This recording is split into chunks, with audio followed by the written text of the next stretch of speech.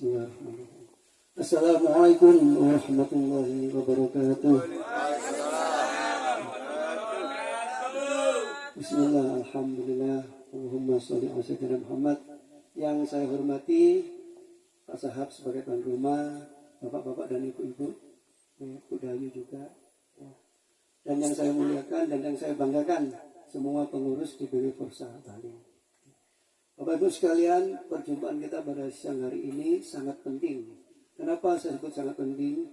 Karena tujuannya sangat mulia, yaitu kita menambah saudara dan menghidup-hidupkan karya sumber.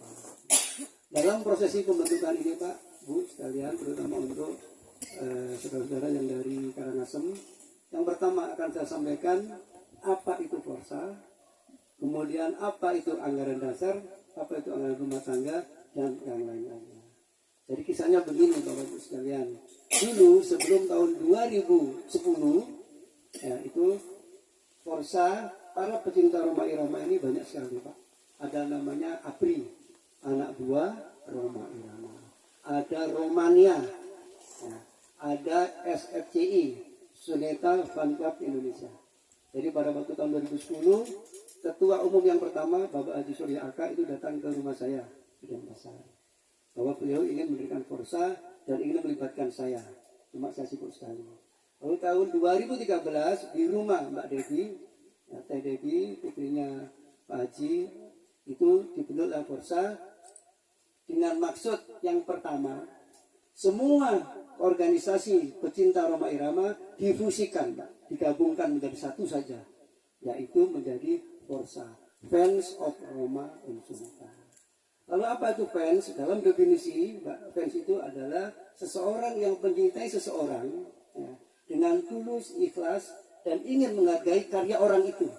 Ya, termasuk saudara-saudara yang ada di Karangasem ini, Pak Sahab dan Pak saudaranya, ya, mencintai beliau, lagu beliau dinyanyikan. Nah ini Pak yang dimaksud oleh Pak Haji Rhoma Irama.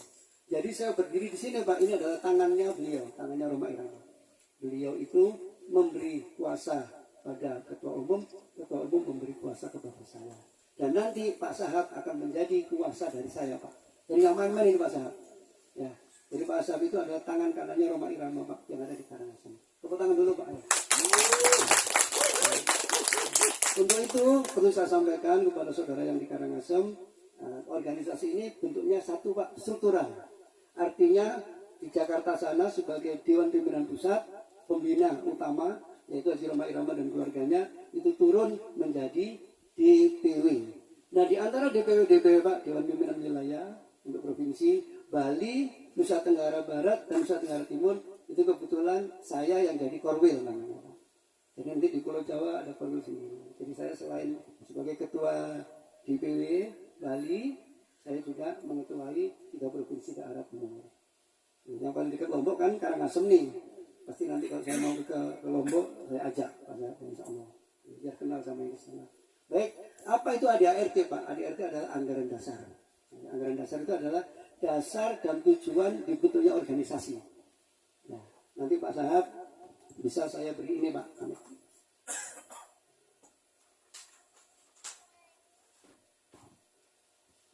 Ini monggo Pak Sahab sinau sama saya Pak. Amin.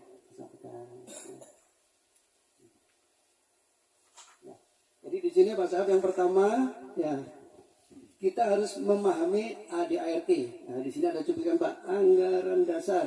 Anggaran dasar ini menerangkan Pak asas, artinya dasar kita berorganisasi yaitu Pancasila dan Undang-Undang Dasar 45. Artinya organisasi ini tidak boleh menentang dua hal tersebut. Lalu Forsa ini bentuknya adalah organisasi kemasyarakatan Pak. Jadi bukan organisasi politik, bukan organisasi keagamaan. Artinya kalau ada saudara-saudara yang non-muslim sangat disambut budaya, sangat disambut. Gusti Ayu, saudara saya itu budaya. Maaf budaya, musik saya ya, maaf ya. Lalu Pak dalam organisasi pasti ada yang namanya visi misi. Saya boleh lihat itu Pak ya. Apa itu visi? Visi yaitu tujuan akhir Pak. Sebenarnya tujuan akhir itu tujuan yang tidak pernah kita capai. Nah di situ ada 4B namanya.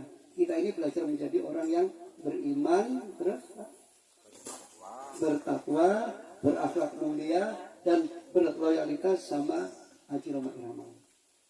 Bukan dalam arti politik ini, Pak. Artinya kita setia pada beliau untuk hal dakwah. Itu namanya visi, tujuan akhir sebuah organisasi. Jadi kami ini belum nyampe sebagai orang beriman, orang bertakwa, belum, Pak. Kami menuju ke sana semuanya.